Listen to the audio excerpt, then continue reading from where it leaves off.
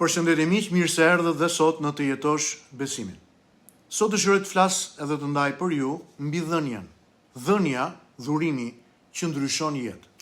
Bibla thot: ka më shumë lumturi të japësh se sa të marrësh. Ose thëndryshe është më i bekuar ai që jep se sa ai që merr. E pra, një nga figurat më të fuqishme që e mishëron këtë varg është njeriu me emrin Albert Schweitzer. Ai ishte teolog, mjek, filozof, edhe një muzikant brillant. Mund kishte jetuar një jetë luksi dhe lavdia akademike në Evropë, por në kulmin e suksesit, ky njeri mori një vendim që tronditi botën intelektuale, la gjithçka dhe shkoi në Afrikë për të shërbyer si mjek mes të varfërve dhe të smurve. Ai tha: kërkoni të gjeni mënyrën tuaj për t'u bërë të dobishëm. Schweitzeri e kishte kuptuar që jeta nuk matet me atë që ne grumbullojmë, por me atë që ne japim. Dhënia e tij nuk ishte thjesht dhënie financiare, por ishte dhurimi i kohës, i dijes, i sigurisë, madje i vetë jetës. Ndaj më lejoni të ndaj këtë mëngjes për ju disa të vërteta që dëshiroj t'i mbani mend. E vërteta e parë: dhënia krijon ndikim për te jetës tonë. Schweitzeri nuk ndërtoi pasuri personale, por ndërtoi shpresë tek njerëzit. Spitali i tij në Afrikë vazhdoi të shpëtojë jetë edhe pasi ky njeri u largua nga kjo botë.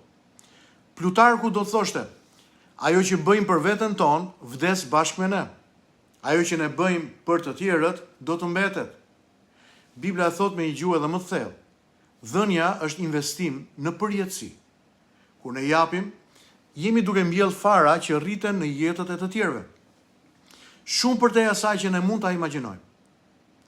E vërteta e dytë: bujaria është investim tek njerëzit. Dhënia e vërtet nuk është transakcion, por marrëdhënie. Schweitzeri nuk i shikonte njerëzit si projekte, por si qenie me dinjitet të shenjtë.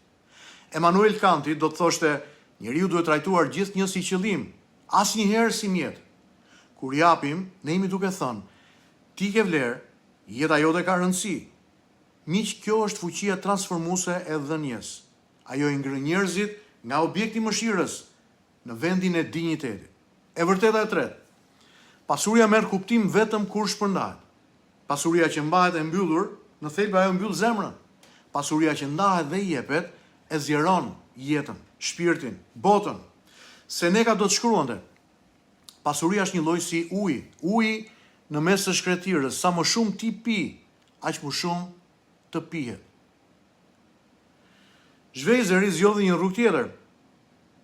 Ju të kishte më shumë, por të shërbente më shumë. Dhe në këtë, ai gjeti lumturinë që Jezusi e përshkruan.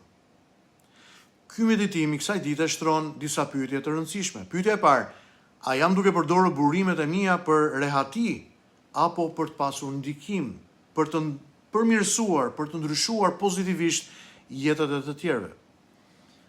Apo investoj në njerëz apo në sigurinë time personale? Çfarë historie do të tregoj jeta ime për dhënien? Ndaj miq, në familje, mos hezitoni të jepni kohën tuaj, jo vetëm para. Në kishë, jepni dhuntit tuaja, jo vetëm kontribute. Në shoqëri, jep zërin tënd për ata zërat e të cilëve nuk dëgjohen. Sepse dhënia nuk është vetëm akt bujarie, por akt besimi. Besim që Zoti është furnizuesi dhe ne jemi vetëm administrator.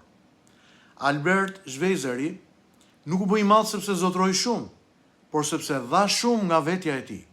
Krishti na thot sot: lumturia nuk gjendet në atë që ti zotron apo atë që ti ruan, por në atë që ti ndan me të tjerë. Le të lutemi së bashku. Zoti i dashur, më mëso të mos jetoj për atë që unë grumbulloj, por për atë që unë jap dhe ndaj me të tjerë. Bëj burimet e mia, kohën time dhe jetën time kanale bekimi për të tjerët. O Zot, bekoj burrat dhe gratë që janë duke më ndjekur sot në këtë meditim. Ruaj dhe mbroj dhe udhëhiqi që të kenë një jetë altruiste, të jenë bujar dhe të ndajnë nga jeta e tyre për të përmirësuar jetët e të tjerëve. Në emrin e Jezusit. Amen. Zoti ju bekoft miq, mezi pres ju takoj sërish në meditimin e ditës së nesërme.